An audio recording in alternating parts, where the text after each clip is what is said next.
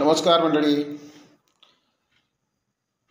सर्वांना दिवाळी अगदी सुख्या समाधानाने आनंदाने केली असेल ही सदिच्छा मनी बाळगून आपण आता आपल्या व्हिडिओला पुन्हा एकदा सुरुवात करूया. कारण दिवाळीच्या सीझनमध्ये वास्तूची कामं होती. त्यानंतर आपल्या ज्या जन्मनक्षत्र गोचर संस्कार, जन्मनक्षत्र गोचरीचे ऊर्जा संस्कार, ह्या संस्कारामध्ये ज्यांना ज्यांना अनुभव आलेत, सकारात्मक अनुभव आलेत, त्यांच्याकडनं रिपीटेडली कॉल होते, म्हणजे नवीन कॉल. तर त्या सगळ्या घाई गडबडीमध्ये असल्यामुळे आता ह्या व्हिडिओ न बनवण्याचं कारण मुळात ते आहे, त्या सगळ्या गडबडीमध्ये, कारण त्यांना प्राधान्य मला आपल्याला द्यावंच लागतं ना. तर ते सगळं आता स्थिर स्थावर झालेलं आहे व्यवस्थित. आणि आता आपण पुन्हा एकदा आपले व्हिडिओ बनवायला सुरुवात करूया. आजचा व्हिडिओ पुन्हा एकदा आपल्या त्याच मूळ विषयानुसार आहे, जन्मनक्षत्र गोचर पद्धती. मंडळी, तुम्ही लक्षात घ्या, ज्योतिषशास्त्रामधले जेवढ्या थिअरी आहेत, जेवढी अंग आहेत, जेवढ्या पद्धती आहेत, त्यातलीच एक ही पद्धत आहे की जन्मनक्षत्र गोचर. जसं आपण असं समजू की ज्योतिषशास्त्र म्हणजे एक गाव आहे, एक शहर आहे,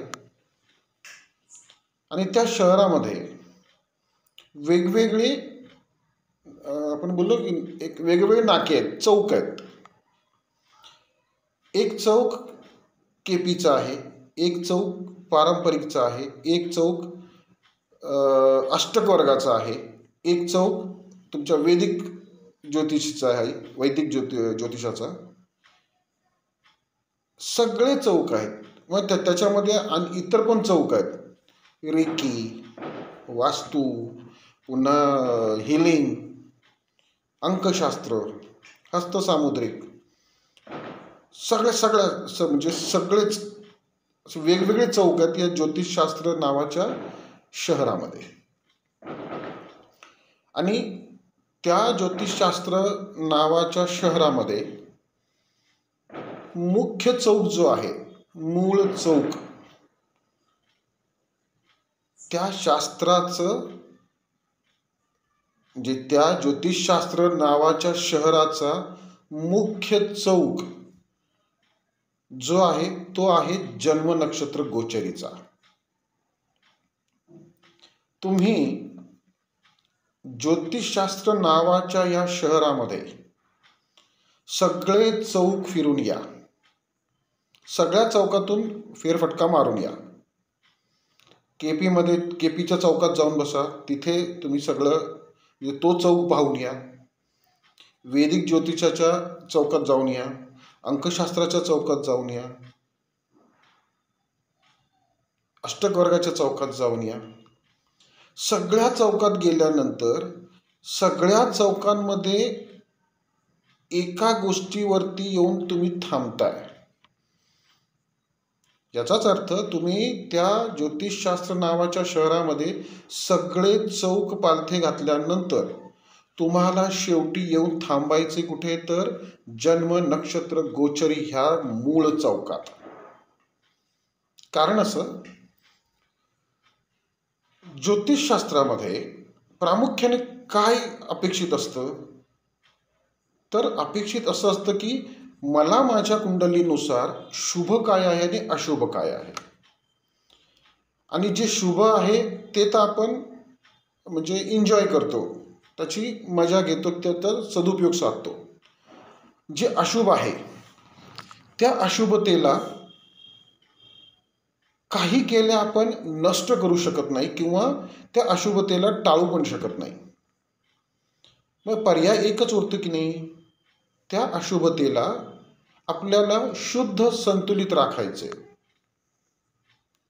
परंतु नेमकी कुठली अशुभता मला माझ्या कुंडलीनुसार जाणवणार आहे हे सांगण्याचं काम ह्या शहरातला जो मेन चौक आहे जन्म नक्षत्र गोचरीचा, त्याच चौकामध्ये तुम्हाला कळतं की मला माझ्या कुंडलीनुसार नेमकं कुठले ग्रह अशुभ ठरतात आणि नेमकी कुठली नक्षत्र अशुभ ठरतायत आणि ती कधी कधी अशुभ ठरतायत.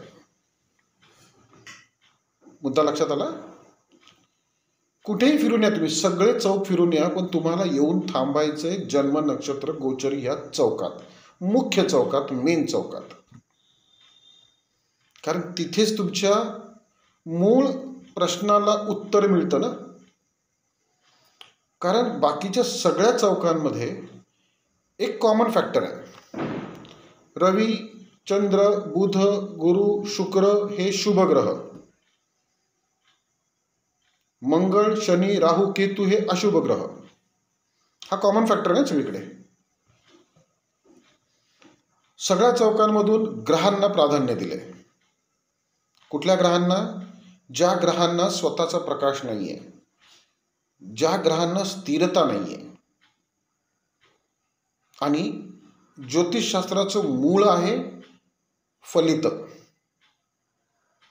आणि त्या फलिताचे कारक किमयागार हे नक्षत्र आहेत. आपल्या जन्म नक्षत्रानुसार आपल्या उभ्या आयुष्याच्या महादशा ठरत असतात. आपल्या जन्म नक्षत्रानुसार गेल्या जन्मातील कुठल्या महादशेवरती आपण आपला त्यावेळेस म्हणजे मृत्यू झालेला आहे, म्हणजे ते भोगायची राहून गेली आहे, तीच कंटिन्यू होती की नाही महादशा आपल्या जन्म नक्षत्रानुसार, जन्म नक्षत्र स्वामीनुसार. हे उघड सत्य आहे की नाही ज्योतिषशास्त्रातलं. मग ते जाणीवपूर्वक टाळलं का जातं? मुद्दा लक्षात घ्या. जन्म नक्षत्र गोचरीमध्येच तुम्हाला सांगितलं जातं की तुमच्यासाठी अशुभ काय आहे, शुभ काय आहे म्हणत नाही मी. अशुभ, फक्त अशुभतेला महत्त्व दिलेलं आहे. का? कारण त्याचाच आपल्याला त्रास होत असतो, त्याचाच विचार करावा लागत असतो. बरोबर ना? आपल्याला कुंडली कशासाठी बघायची असते? तर मला काय अशुभ ठरणार आहे आणि ती अशुभता मला कशी काय टाळता येऊ शकेल. इनफॅक्ट टाळता येत नाही, पण त्या अशुभतेला सामोरे जावंच लागतं की नाही. मग त्या अशुभतेला न टाळता तिला सामोरे जाताना नेमकं तुम्हाला काय करणं अपेक्षित आहे हे शास्त्रानेच, म्हणजे प्रत्येकाच्या आपापल्या कुंडलीनेच सांगितलेलं आहे. हे महत्वाचं म्हणजे ज्योतिषीय मर्म, ज्योतिषीय कुंडली शास्त्राचं मर्म तुम्हाला फक्त जन्म नक्षत्र गोचरीमध्येच सापडतं. कारण जन्म नक्षत्र गोचरीमध्ये उपायांना स्थान नाहीये, कारण दोषच नाही ना तिथे. आणि बाकीच्या ठिकाणी दोषांचा बाजार मांडलाय आणि उपायांची बरसात केलेली आहे. जे वास्तवाशी निगडीत आहे, जे वास्तव आहे कुंडली शास्त्राचं, ते वास्तव प्रकट करण्याचं काम एकमेव त्या मुख्य चौकात होतं, म्हणजे जन्म नक्षत्र गोचर पद्धतीच्या चौकात होतं. जन्म नक्षत्र गोचर पद्धतीच तुम्हाला सांगते की तुम्हाला अमुक अमुक ही नक्षत्र आयुष्यात अशुभ ठरणार आहेत. म्हणजे तुमच्या आयुष्यातले जेवढे जेवढे अशुभ प्रसंग आहेत, अशुभ जाणीवा आहेत, अशुभ तुम्हाला फलित मिळणार आहेत, त्याच्या मागे कारण असणार आहे तुमच्या जन्म नक्षत्रामध्ये येणारी विपत नक्षत्र, प्रत्यरी नक्षत्र आणि वध नक्षत्र. आणि ह्या अशुभतेच्या बाहेर तुम्हाला तुमच्या उभ्या आयुष्यात कुठलीही नक्षत्र, कुठलाही ग्रह अशुभतादायक ठरत नाहीत. मुख्य सार, मुख्य म्हणजे मर्म, मूळ मर्म हे तुम्हाला तुमच्या कुंडलीचं, तुमचंच जन्म नक्षत्र गोचर सांगतं. तेच समजून घ्यायचं आपल्याला. बघा, तुम्हाला 27 नक्षत्रांपैकी फक्त 9 नक्षत्रांची काळजी घ्यायची असते, बरोबर ना? म्हणजेच काय, 18 नक्षत्र तुम्हाला शुभ ठरतात की नाही? 9 ग्रहांपैकी 3च ग्रहांना फक्त आपल्याला म्हणजे त्यांच्या पोझिशननुसार, त्यांच्या नक्षत्र राशी गोचरीच्या स्थितीनुसार त्या ग्रहांची फक्त अशुभता आपल्याला शुद्ध संतुलित राखायची असते. म्हणजे नक्षत्रामध्ये देखील 27 पैकी फक्त 9 नक्षत्रांचा विचार करायला लावणारी ही जन्मनक्षत्र गोचर आहे. 9 ग्रहांपैकी किंवा 12 ग्रहांपैकी फक्त 3 ग्रहांचा विचार करायला लावणारी ही जन्मनक्षत्र गोचर आहे. विचार करायला लावणारी जो टक्केवारी आहे ती खूप कमी आहे. आणि जे आपल्याला सपोर्ट करणारा जो भाग आहे, 27 पैकी 18 नक्षत्र तुमच्या फेवरमध्येच तुम्हाला काम करत असतात की नाही? 12 ग्रहांपैकी 9 ग्रह तर तुम्हाला फेवर करत असतात, तुम्हाला सहाय्य करत असतात. मुद्दा लक्षात घ्या. बरं, याच्यामध्ये जरी तुम्हाला 3 ग्रह अशुभ असले आणि 9 नक्षत्र अशुभ असले, तरी सुद्धा त्यांची अशुभता सदा सर्व काळ 100% अशुभ जाणवत नाही. इतर चौकामधून तुम्हाला काय सांगितलं जातं? तुमचा असा असा निचीचा मंगळ आहे, तो अशी अशी फलितं देतो कायमस्वरूपी. तिथे कुठल्याही ग्रहाच्या गतीचा विचार केलेला नाही आहे. कुठल्याही ग्रहाच्या जे कॉम्बिनेशन तयार होतं, म्हणजे जे संयुक्तिक जी फलिताची सांगड तयार होते, त्याचा विचार केलेला नाही आहे. फलित ही ज्योतिषीय कुंडली शास्त्रातील फलित ही 5 भागातून समोर येत असतात. कुंडली शास्त्रातील प्रत्येक फलित हे 5 भागातून समोर येत असते की नाही?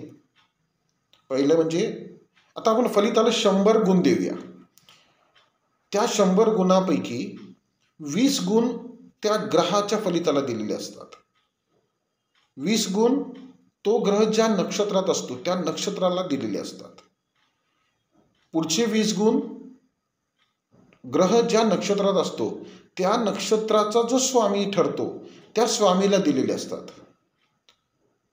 पुढचे चौथे 20 गुण हे ग्रह ज्या नक्षत्रात असतो त्या नक्षत्राचं जे चरण असतं, ग्रह गोचर करताना त्या नक्षत्राच्या चरणातून जातो की नाही, तर त्या चरण स्वामीला 20 गुण दिलेले आहेत. आणि शेवटचे 20 गुण ही सगळी ग्रह नक्षत्र चरण हे त्रिकूट ज्या राशीतून गोचर करत असतं त्या राशी स्वामीला 20 गुण दिलेले आहेत.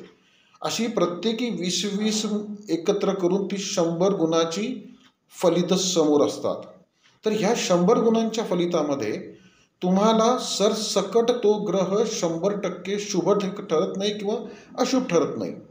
हा, योगायोगाने जर ती सांगड सगळी शुभ ग्रहाची झाली, ऑफकोर्स म्हणजे अर्थात तुम्हाला ती 100 गुण किंवा 100% शुभ फलित मिळतात किंवा 100% अशुभ फलित देखील मिळतात, पण ते सातत्याने नाही.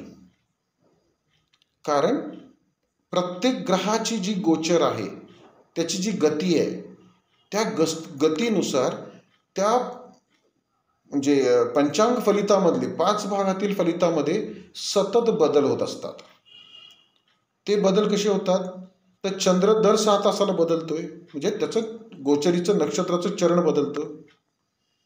बुध शुक्रासारखे ग्रह दर 2.5 ते 3 दिवसाला बदलत आहेत. रवी 3 दिवसाला बदलतोय, म्हणजे त्याच्या गोचरीच्या नक्षत्राचं चरण. मंगळ दर 6 दिवसाला बदलतो. मग त्याच पद्धतीने राहू, केतू, गुरु, शनी हे त्यांच्या एकंदरीत गतीनुसार, म्हणजे त्या वर्तमानातील त्यांच्या गतीनुसार ते बदलतात. आता त्या वर्तमानातली गती का म्हणतोय? कारण ग्रह वक्री देखील होतात. त्या वक्री अवस्थेमध्ये त्या नक्षत्राच्या गोचरीमधली स्थिती ही थोडीशी शिथिल होत असते.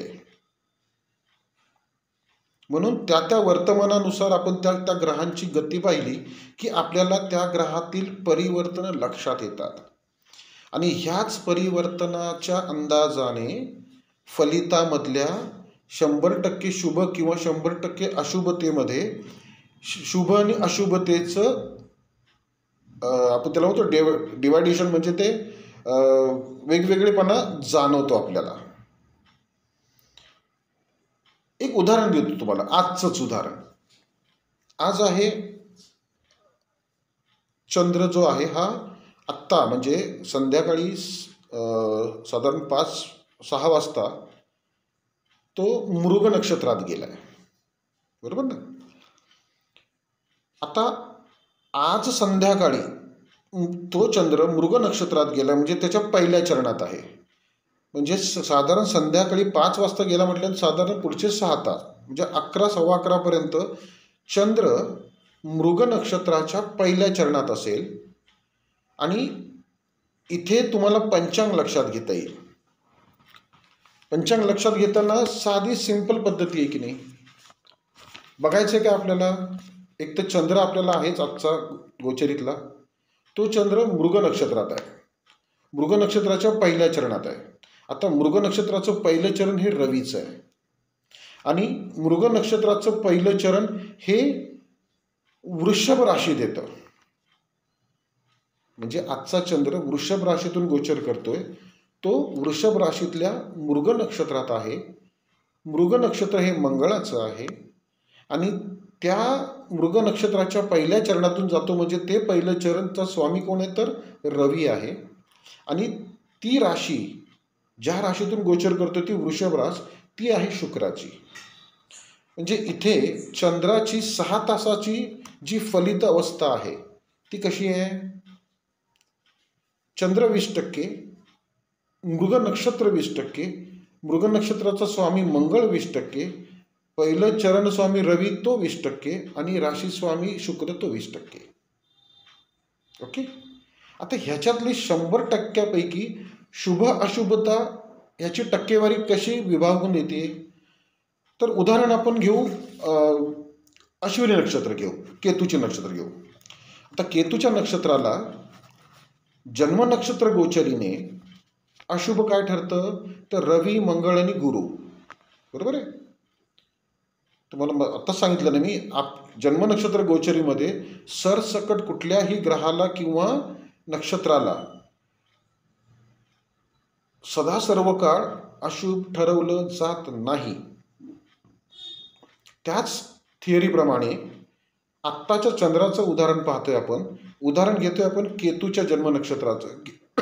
माफ करा, केतूच्या जन्म नक्षत्राला रवी, मंगळ आणि गुरु हे विपत, प्रत्यय आणि वध ठरतात म्हणजे अशुभ ठरतात. मग ज्यांची केतूची नक्षत्र आहेत त्यांना आत्ताचा चंद्र त्याची हे 6 तास म्हणजे रात्री 11 वाजेपर्यंत कसे ठरतील, शुभ अशुभतेची टक्केवारी कशी ठरेल तर ह्यांना अशुभ काय आहे रवी, मंगळ आणि गुरु. इथे पहिल्या स्लॉटमध्ये म्हणजे पहिल्या 20% चंद्र येतो तो शुभ ठरतो. दुसऱ्या याच्यामध्ये मृग नक्षत्र येतं जे मंगळाचं आहे. म्हणजे इथे नक्षत्र आणि नक्षत्र स्वामी हे अशुभ ठरले की नाही. म्हणजे 20% 40% ही अशुभता आली तिथे. पहिली चंद्राची 20% शुभता आहेच, 40% अशुभता आली. त्याचं जे पहिलं चरण आहे मृगाचं हे रवीचं आहे. रवी देखील यांना अशुभ ठरतो की नाही. मग त्या रवीचे 20% देखील म्हणजे 60% अशुभ झालं आणि शुक्र ह्या नक्षत्रांना शुभ ठरतो. म्हणजे ते 20% म्हणजे चंद्राची आणि राशी स्वामीचे 20-40% शुभता ह्या 6 तासामध्ये या जन्म नक्षत्रवाल्यांना मिळणार आहे आणि 60% अशुभता तुम्हाला लाभणार आहे. लक्षात आली पद्धत. आणि ह्याच पंचांग फलिताच्या स्वरूपाशिवाय तुम्हाला फलित दुसरी वेगळी मिळत नाहीत. मग तुमच्या कुंडलीमध्ये चंद्र उच्चीचा असो, नीचीचा असो, मंगळ कुठेही असो, बलहीन असो, काही असो, तुम्हाला जे आत्ता परिणाम म्हणजे ज्या तक्रारी तुमच्या आत्ता आहेत किंवा जी सुखता तुम्हाला आत्ता लाभते, त्या फलिताच्या मागचं कारण काय आहे तर हे फलित पंचांग आणि त्या फलित पंचांगातली शुभ अशुभतेची टक्केवारी असते. मुद्दा लक्षात आला? आपण जे म्हणतो ना, व्ययातला मंगळ आहे, तुमच्या कुंडलीला मंगळ दोष आहे, सरासर फेकाफेकी येते, काही तथ्य नाही त्यात. सिरियसली विचार करा या गोष्टीचा. तर आपला आत्ता विषय की त्या ज्योतिष कुंडली शास्त्राच्या गावामध्ये सगळ्या चौकातून फिरून आलात ना तरी तुम्हाला शेवट म्हणजे निर्णायक उत्तर तुम्हाला त्या म्हणजे ज्योतिष कुंडली शास्त्राच्या शहरामध्ये मुख्य चौकात मिळणार आहे, ज्या चौकाला म्हणतात जन्म नक्षत्र गोचर चौक. आणि त्या चौकात जे निर्णायक उत्तर तुम्हाला मिळतं तेच उत्तर तुम्हाला तुमच्या दैनंदिन आयुष्यात वास्तव दर्शवत असतं, दाखवत असतं, प्रत्यक्षातलं वास्तव दाखवत असतं. आणि आपले ज्योतिषशास्त्र हे शाश्वत वास्तविक सत्य आहे ना. आपण ह्या परिकल्पनेमध्ये का जगतोय? ज्योतिषशास्त्र हे तुम्हाला शाश्वत वास्तव दाखवतं. तुमचा मंगळ अमुक ठिकाणी आहे. आणि तुम्ही जी कुंडली बघताय ना ती कुंडली काही वर्ष जुन्या ग्रहस्थितीमधली आहे. त्या कुंडलीतल्या ग्रहस्थितीचे भोगून झालेत, त्यांचे प्रभाव आपण सोसून झालेत. आज मला ज्या विषयांवरती जो प्रभाव जाणवतोय, जो त्रास जाणवतोय किंवा जो आनंद जाणवतोय, सुखदता जाणवतीये, ती आत्ताच्या सध्याच्या चालू वर्तमान गोचरीप्रमाणे आहे की नाही? मग आपण काय जे शिळ्या कडीला ऊत आणतोय, काय लाभणार त्याच्यात?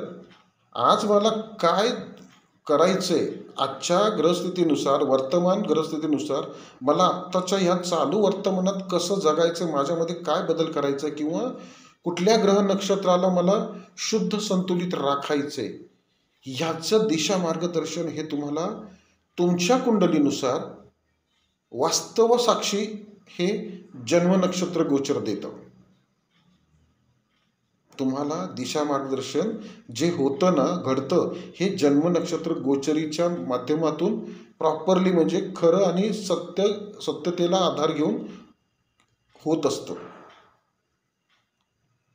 तर अशा जन्म नक्षत्र गोचरीचा प्रत्येकाने विचार करा आणि आपलं वर्तमान आयुष्य वर्तमानातील चालू जन्म म्हणजे ग्रह गोचरीनुसार जगायला शिका. आपल्या आयुष्यातले जी काही अशुभता आहे, जो त्रास आहे, तो तुमची जे जन्म नक्षत्र गोचर तुम्हाला सांगत असते. आणि त्याच त्रासाला कुठल्याही वेळेस तो उद्भवू दे, त्याला तिथल्या तिथे कंट्रोल करायचं काम किंवा शुद्ध करायचं काम ही तुम्हाला कुठल्या नक्षत्राच्या माध्यमातून करायचंय, तुमच्यासाठी कुठली नक्षत्र अशुभ ठरणार आहेत हे स्पष्ट आणि थेट अगदी पिन पॉइंट सांगायचं काम, दर्शवायचं काम तुमची जन्म नक्षत्र गोचर करत असते. म्हणून जन्म नक्षत्र गोचर थिअरी किंवा जन्म नक्षत्र गोचर पद्धती ही ज्योतिषाची मूळ आधारस्तंभ ठरते. वास्तविक पाहिलं तर नक्षत्राधीन आहे ज्योतिषशास्त्र. समस्त ज्योतिषशास्त्र हे नक्षत्राधीन आहे. कारण नक्षत्र स्वयंप्रकाशी आहेत, नक्षत्र स्थिर आहेत आणि नक्षत्रांनाच फलित आहेत. बरोबर की नाही? येते लक्षात? विचार करा मंडळी. ह्याच विषयाला धरून आता आम्ही दिव्य ऊर्जा ज्योतिष प्रबोधन हा मंच जो सहज सोप्या वास्तववादी ज्योतिषीय प्रबोधनाला बांधील आहे. आम्ही आता व्हॉट्सअपचा ग्रुप तयार करतोय. माझ्या संजयजी गुरुजी या पेजवर तुम्हाला किंवा त्या पेजवरचं मी ते व्हॉट्सअपची लिंक तयार करतो आहे आणि ती लिंक तुम्हाला व्हॉट्सअपला पाठवतो, म्हणजे फेसबुकला मी डिक्लेअर करेल ती. तो ग्रुप जॉईन करा आणि त्या ग्रुपमध्ये तुम्हाला बाकीचं काही म्हणजे विचारत बसायची गरज नाही.